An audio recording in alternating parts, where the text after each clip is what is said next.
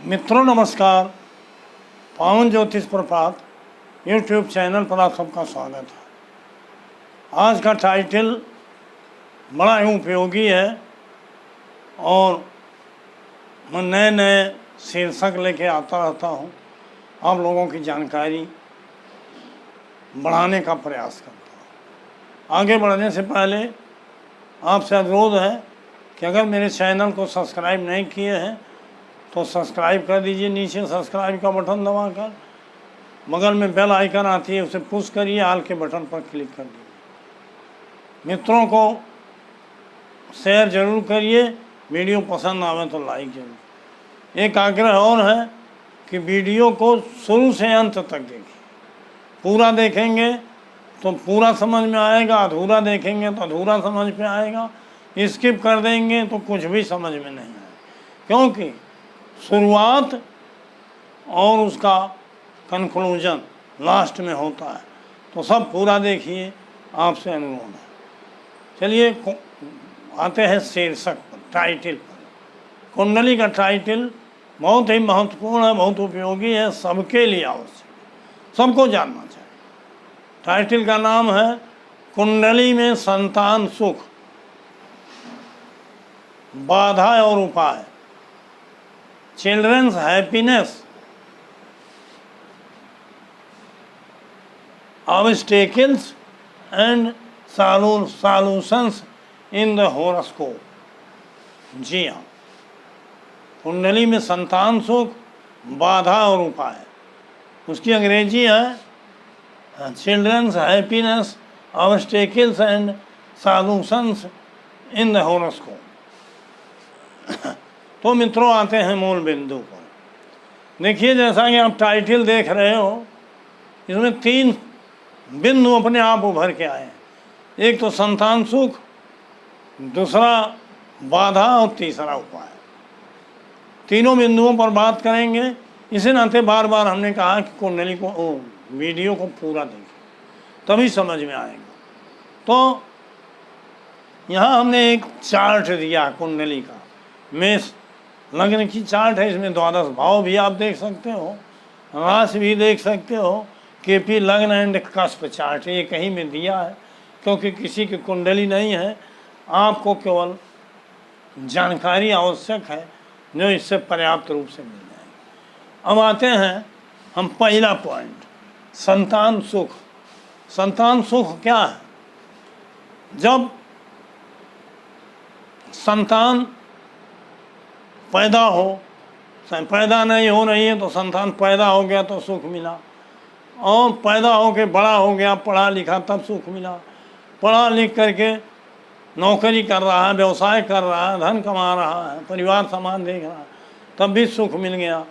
कभी कभी ऐसा होता है, सब कुछ सक्षम होने के बाद संतान माता पिता की सेवा नहीं करते तो सुख में खंडन हो जाता है। और इस तरह से पूरा संतान आपका जो भी है वो अगर शुरू से अंत तक लायक है और आपके अपेक्षाओं पर खरा उतरता है तो वही संतान सुख है।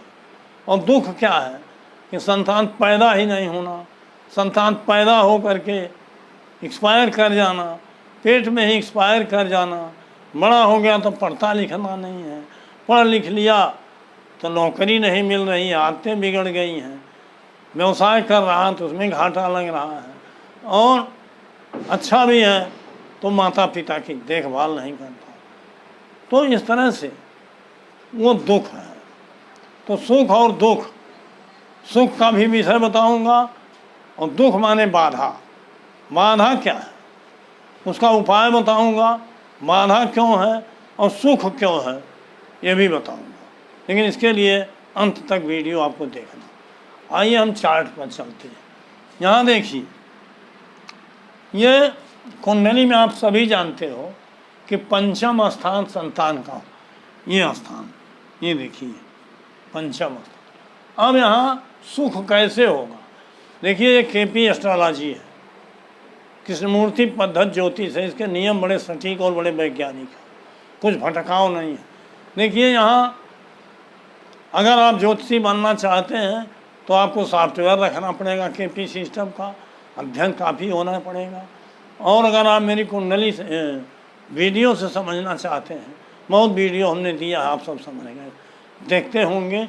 आज फिर बता रहा हूँ उन्हीं नियमों को। देखिए, अगर ये पंचम का सब लॉर्ड, कस्पल सब लॉर्ड्स, कस्पल सिग्निफिकेटर्स और प्लेनेटरी सिग्निफिकेटर्स, दो खंड, अर्थात कस्प कुंडली क्या कहती है, आपका भाग्य क्या कहता है, प्रारब्ध क्या कहता है, कस्प कुंडली 12 भावों के बाद, और प्लेनेट्स सिग्निफिकेटर माने सभी ग्रह क्या कहें, जिस ग्रह की दशा अंतर्दशा चल रही वो क्या कहें। तो ये प्लेनेट्स सिग्निफिकेटर है। सिग्निफिकेटर भी आपको हमने बताया है कि भावों के कार्येश ग्रह, अर्थात कौन सा ग्रह किन भावों को की जिम्मेदारी लिया है, प्रतिनिधित्व कर रहा है, काम कर रहा है, वही सिग्निफिकेटर्स। इतना आप समझ गए हो। तो इसमें पंचम स्थान सबलाड को पहले देखिए कि भाग्य आपकी कुंडली में संतान सुख है, ये महत्वपूर्ण। अगर कुंडली में संतान सुख बाधित है तो निश्चित रूप से आपको परेशानी संकट झेलना।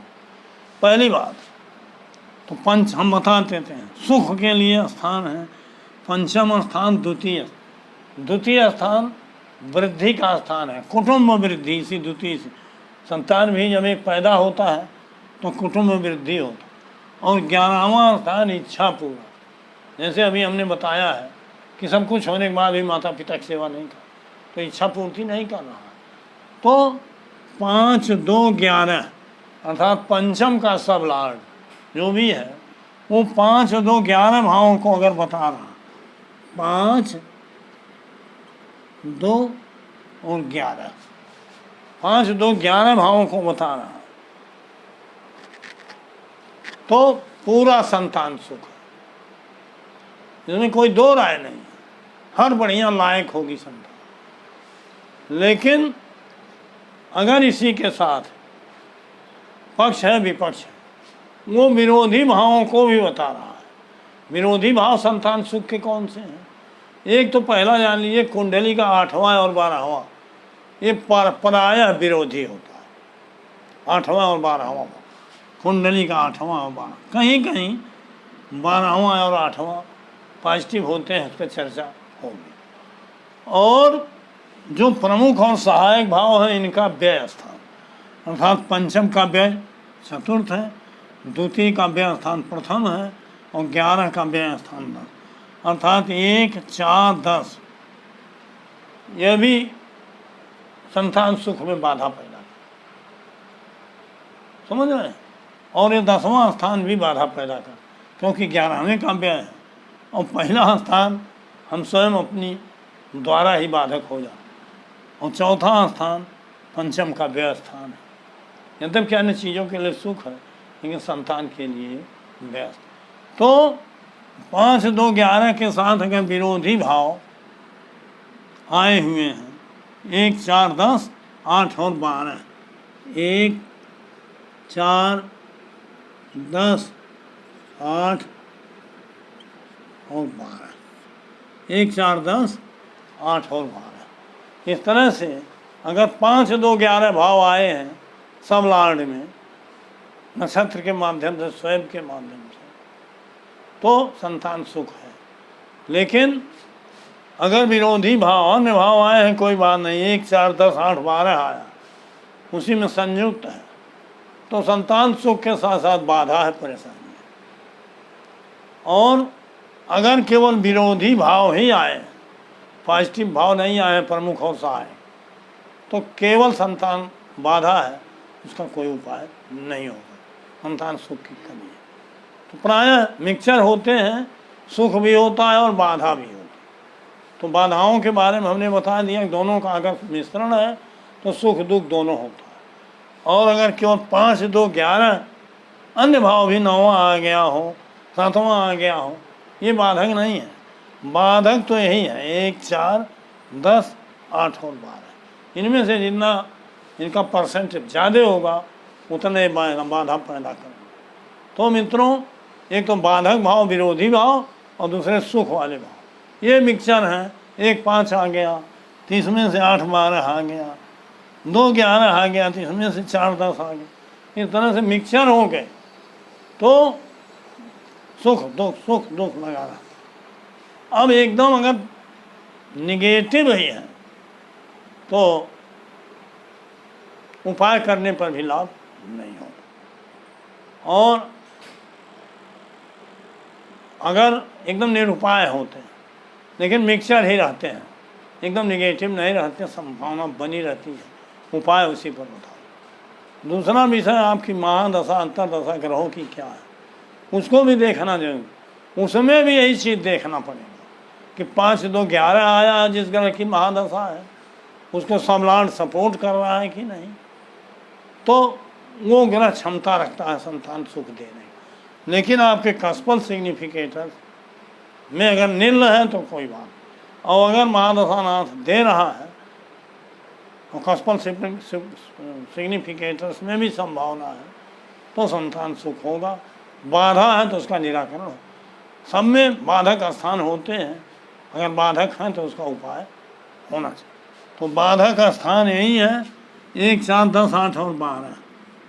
1, 4, 10, 8 और 12, और ये 5-2-11 आप स्पष्ट जान, 5-2-11 ये मुख्य स्थान है, प्रमुख और सहायक।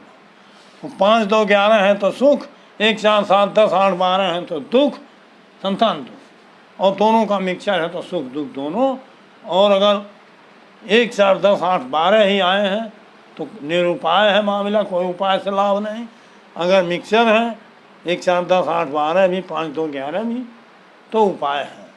अब आप महादशा को देख करके उपाय बता सकते हैं, महादशा को देखे बिना उपाय नहीं हो सकता। आते हैं उपाय पर। देखिए, बार बार हमने बताया है कि जितने दिन महादशा, जो जिस समय महादशा स्वामी होता है उसी का प्रभुत्व होता है, उसी को देखिए। क्योंकि आज किसी का सत्ता है, शासन है, कहते हैं फला पार्टी की सत्ता है, तो उसी की सत्ता रहती है। मान लीजिए सत्ता आपसे विरोधी है, आपके अनुकूल नहीं है, तो उसके रिलेटिव को पकड़ लीजिए, आपका काम होगा। लेकिन अगर उसके विरोधियों को आप फ्रंट पर लाए तो काम नहीं। इस तरह से जो सत्ताधीश है, जो दशानाथ है, उसमें अगर पॉजिटिव भाव आए हैं स्वयं के द्वारा भी और उपनक्षत्र स्वामी के द्वारा, तो उसी द्वारा समाधान हो। अगर उसमें नहीं आए हैं तो उसके रिलेटिव देखिए, उसकी दृष्टि में, ज्योति में, नक्षत्र में, राशि में, उपनक्षत्र में, उपनक्षत्र, इतने चीज़ों को आप देख सकते हैं कि उसके रिलेटिव हैं। ऐसे ग्रहों में आए हैं 2, 5, 11 भाव और सब लाड उनका बता रहा नहीं, तो उसी ग्रह से उपाय होगा।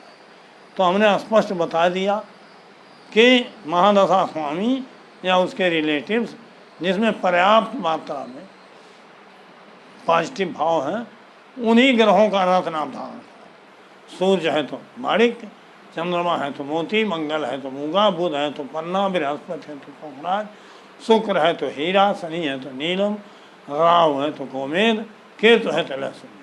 इनके उपरत्न भी होते हैं आर्थिक स्थिति के अनुसार, उसका भी उपाय बताएं। देखिए, उपाय में मंत्र तंत्र, पूजा पाठ, जब तब साधनाएं भी हैं, उसको भी कभी बताऊंगा। वीडियो लंबा हो रहा है, तो इस तरह से ऐसे ग्रहों को का रत्न धारण करके आप उपाय कर सकते हैं, समाधान कर सकते हैं। जो बाधाग्रस्त स्थिति है वो खत्म हो जाएगी। बहुत हमने प्रयोग करके देखा, लोगों को पहना के देखा। इतना आवश्यक है कि रत्न के चयन का तरीका जैसे मैंने बताया ऐसे हो, और रत्न शुद्ध हो। ये नहीं शीशा उठा लाए तो उससे कोई लाभ नहीं हो। शुद्ध रत्न रहेगा 15 दिन में अपना प्रभाव जना देगा। तो मित्रों, सब पर हमने विस्तार से कई वीडियो दिया है। तो अगर कोई भी रत्न है, अगर सूर्य आपकी कुंडली में पॉजिटिव है तो सोने में या पीली धातु में, चंद्रमा पॉजिटिव है तो तांबे इसमें चल जाता है, चांदी में, और मंगल के लिए तो हम तांबा ही बताते हैं। तो इस तरह से आपको संतान सुख, बाधा और उपाय बता दिए, सब क्लियर हो गया है। अंत में चूँकि वीडियो लंबा हो रहा है, इस नाते आपको थोड़ा सा स्पेस दे रहा हूँ, थोड़ा फिगर आ जाए, और वीडियो को समाप्त कर रहा हूँ। फिर किसी दिन 2-3-4 दिन के बाद एक नई वीडियो लेकर उपस्थित होंगे। तब तक मुझे मौका दीजिए। बहुत बहुत धन्यवाद। हार्दिक शुभकामनाएं।